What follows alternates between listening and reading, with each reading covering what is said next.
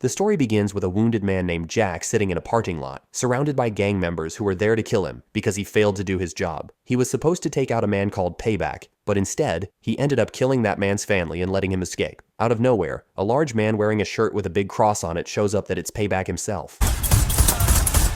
He starts shooting at the gang to save Jack. Some of them are killed immediately, but one of the gang members has special powers and isn't harmed by the bullets. This forces Payback to fight him hand to hand. In the intense fight, Payback shows his strength and skill by breaking the man's leg and arm. He finishes off the last gangster by crushing his skull with his bare hands. Jack thinks Payback saved him out of kindness, but he's wrong. Payback only stopped the gangsters so he could take revenge himself. Jack had recently killed Payback's daughter, and Payback wanted to be the one to end Jack's life. He truly believes that getting rid of evil people is the right thing to do, even if it means killing them. So Payback loads his gun and puts bullets straight into the head of Jack.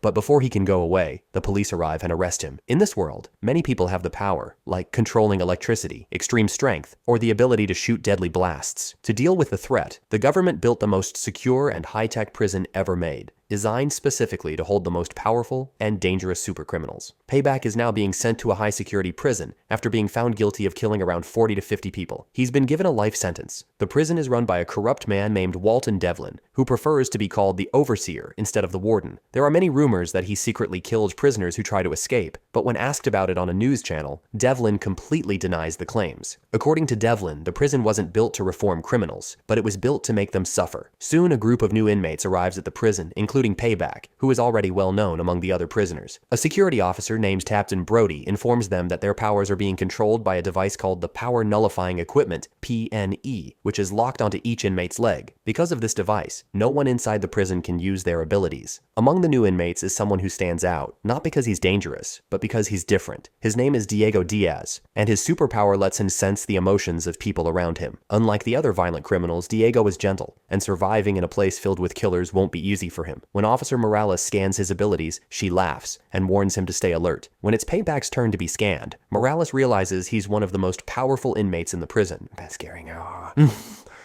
Another guard mocks Payback, saying he doesn't seem as scary in real life as he does on TV. But when Payback gives him a cold, threatening look, the guard backs off quickly, which makes Payback laugh. Suddenly, Morales punches Payback in the stomach, making him bend on his knees. She has super strength, and she makes it clear that she won't tolerate any bad attitude. After that, the inmates are given their personal supplies and sent to their cells. Sometime later, Payback heads to the prison yard and comes across another inmate named Jim. Jim is the brother of someone Payback had killed earlier. Jim is already waiting for revenge, and without hesitation, the two get into a brutal fight.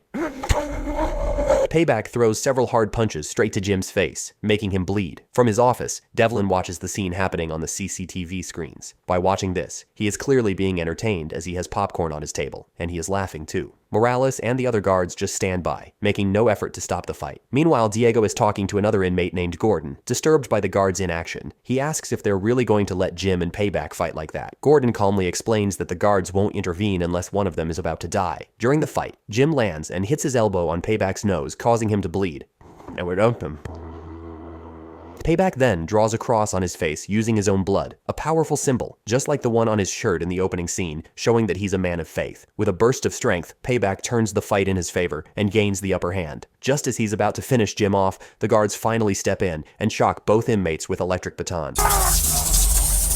Morales orders Payback to stand down, but he refuses, so she beats him into submission. After the fight, Gordon starts acting friendly with Diego, as if they've known each other for a while. He gives Diego a quick tour of the prison and explains some basic rules. The first rule is simple: never make a mess, especially in shared spaces. The second rule is to avoid getting involved in other prisoners' problems. If Diego gets caught doing something illegal, his sentence will be made longer. Lastly, he must never owe anyone anything, not to the guards and not to other inmates. Gordon seems like a decent inmate who's hoping to earn parole through good behavior. He gives this advice to Diego too, because he wants him to stay safe and out of trouble. Curious, Diego asks Gordon if the infamous inmate known as the Lobe is really being held here. The Lobe is said to have mind control powers. He once forced a mother to kill her entire family, even her own baby. When Diego brings him up, Gordon lowers his voice and points to a cell behind them. He says that's where the Lobe is kept. Then, he warns Diego never to mess with him. The Lobe is the most dangerous criminal in the entire prison. If the power nullifying equipment wasn't locked to his leg, he could be deadly. Just then, a huge mutant inmate walks by. He looks like a bodybuilder with a monster's size. His name is Darius, and he is the Lobe's right-hand man. Even Gordon becomes quiet and careful when Darius is near. At that same time, the Loeb is being taken into a dark room for a parole hearing. His face is covered with a metal cage to stop him from using his expressions to control his mind. The room is pitch black, and the parole board sits hidden in the shadows. This is his fourth attempt at parole, but once again the answer is no. His request is denied, and he's told he must go through another psychological evaluation. The board says his anger problems make him a threat to the outside world. Frustrated and angry, the Loeb curses and mocks the people behind the darkness, realizing he might never get out again. After some time, Devlin shows up and starts talking to the Loeb about his upcoming retirement. He says that working in this prison never made him rich. That's why he makes a secret offer to the Loeb. Now you're gonna give me your fortune, every single cent. He asks the Loeb to transfer his hidden fortune into Devlin's account. It is said that the Loeb has billions of fortune which he robs using mind-controlling powers. In return of the money, Devlin promises to help him escape from the prison, but the Loeb rejects the offer. Devlin mocks the Loeb and calls him just another powerless prisoner now. He says that without his abilities, the Loeb is nothing and should accept the deal. The Loeb doesn't give a clear answer, but from the look on his face, it seems like he has no real choice but to go along with it. Meanwhile, at the prison clinic, Dr. Isabel is treating Payback and 2 other inmates. Payback has only minor injuries, but one of the other prisoners has a much worse injury as his head is completely cut off. Surprisingly, it's regenerating on its own due to its powers. Officer Morales walks in for her routine check. Soon after, Diego arrives too. He's doing a cleaning shift in the clinic that day. While Diego is quietly picking up trash, Morales threatens to hurt him for no reason.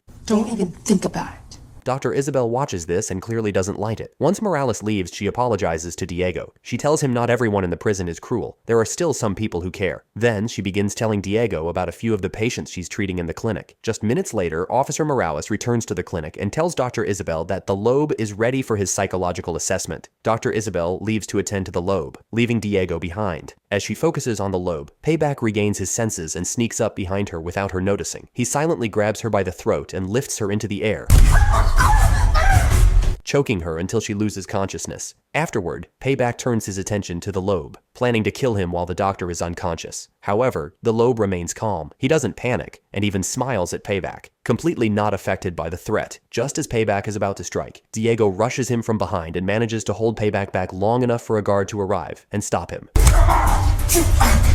In that moment, Diego saves the Loeb's life, but he has broken the rule number 2, which is to never get in anyone else's trouble. After the incident, Diego becomes well known among the other prisoners. They respect him because many already disliked Payback, and now Diego stood up to him. As a token of appreciation, the prisoners offer Diego some of the sweet dishes from their meals. Gordon is also there and tells Diego that he did a great job. He advises Diego to use this newfound respect to his advantage, as it will help him survive in prison. A little later, Darius approaches Diego at the table and tells him that his boss, the Loeb, wants to speak with him. Diego follows Darius to the Loeb's cell. When Diego arrives, the Loeb thanks him for saving his life. He then offers Diego a job, which is to take Darius's place in the kitchen and provide him with all the supplies he needs. In return, the Loeb promises that he will help Diego escape the prison once his plan is finished. Diego wants to get out, but he's unsure if working with the Loeb is the right decision. Meanwhile, in the warden's office, Devlin's assistant, Felicia, warns him that making a deal with the Loeb is dangerous. She says the Loeb can never be trusted. Devlin, however, argues that as the warden of a prison for supervillains, he has to be worse than them. He tells Felicia that if she wants to become the next warden, she'll need to have the courage to be just as ruthless. To prove his point, Devlin shows her 2 letters. One is a recommendation letter for her to become the next warden after he retires. The other letter outlines her violations, which could disqualify her from the position entirely. Devlin tells her that how she acts will decide which letter he will send to the higher officials. The next day, after checking on Payback again, Isabel decides to release him from the clinic. This time, Payback is handcuffed to the hospital bed so he can't hurt the doctor. A guard is also present to watch over him. Meanwhile, Gordon is having his parole trial. He tries his best to show the interviewer that he's a changed man. He explains that he's never caused any trouble with other inmates and hasn't broken any rules. However, when the interviewer points out that Gordon is alone in the world, he never gets letters, phone calls, or visits from anyone. The interviewer says that Gordon isn't ready to be part of society again. This makes Gordon lose his temper, and he curses the interviewer. I matter. The interviewer was waiting for this moment. Because of Gordon's bad attitude, his parole is denied, and he's dragged out of the room. Behind the black wall, it seems that Devlin is the one rejecting the paroles, making sure no one can leave the prison. Gordon's failed parole hearing leaves him feeling hopeless. Later, at the cafeteria, Diego approaches him and asks if he's okay. Gordon responds that he's fine, though it's clear he's lost all hope. Just seconds later, Darius walks by their table and places a broken fork in front of Gordon. Gordon quickly uses the fork to unlock his P&E, following a plan that's been set in motion. It's revealed revealed that the Loeb had convinced Gordon to start a riot after his parole was rejected. Gordon thanks Diego for being his friend, then suddenly begins provoking the guard in the cafeteria. The guard notices that Gordon's PNE is missing and immediately calls for backup. Then Gordon jumps onto a table and grabs a live electricity wire from the ceiling. He charges up himself using this electricity and smiles as the electricity flows through him, having missed his powers for so long. Gordon then shoots a bolt of electricity at the guard, killing him instantly. As other inmates flee the scene. Diego rushes to the guard and asks Gordon what he's done, but it's already too late. Gordon then overloads the prison's electricity supply, causing the entire facility to shut down. This is the signal for Jim and his group to begin the riot as planned by the Loeb. However, just as Payback and Jim are about to fight again, they are both electrocuted by the guards. Meanwhile, the Loeb remains calm and relaxed in his cell. Gordon takes advantage of the chaos and runs to the infirmary. He is hoping to hide there and eventually escape the prison. On the other hand, Felicia shows Devlin a feed of what happened in the cafeteria, revealing how Gordon got his powers back. After seeing this, Devlin orders a manhunt for Gordon all over the detention center. Meanwhile, Gordon is in the clinic, calmly looking out the window. Suddenly, he is hit hard on the head from behind. It's Officer Morales. She reports the situation to Devlin, who orders her to kill Gordon on the spot. At first, Morales hesitates, but with no other options, she follows the order.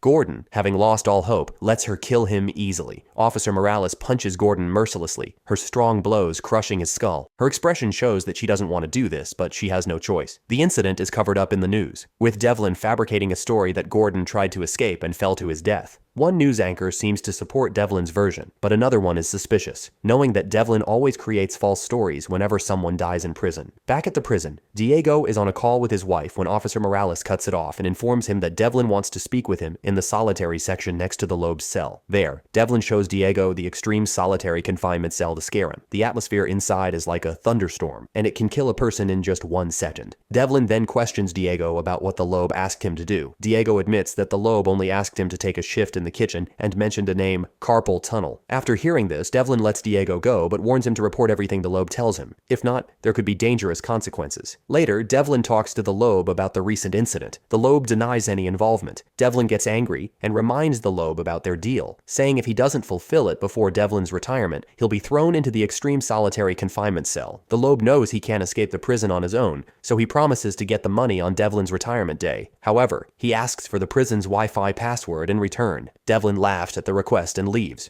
Meanwhile, Felicia, Brody, and another officer are in the basement checking the electrical system. Since Diego mentioned the carpal tunnel, Devlin has ordered them to check all the prison tunnels. They discuss what happened to Gordon, and Felicia isn't happy that a prisoner was killed. Brody feels the same, but as the captain, he believes protecting the prison's image is more important, so killing Gordon was justified. One officer says he can fix the generator but needs help in time. Felicia warns they should fix it quickly, especially before Devlin retires, as things might go wrong on that day. Later, the reconstruction of the basement and electrical system begins.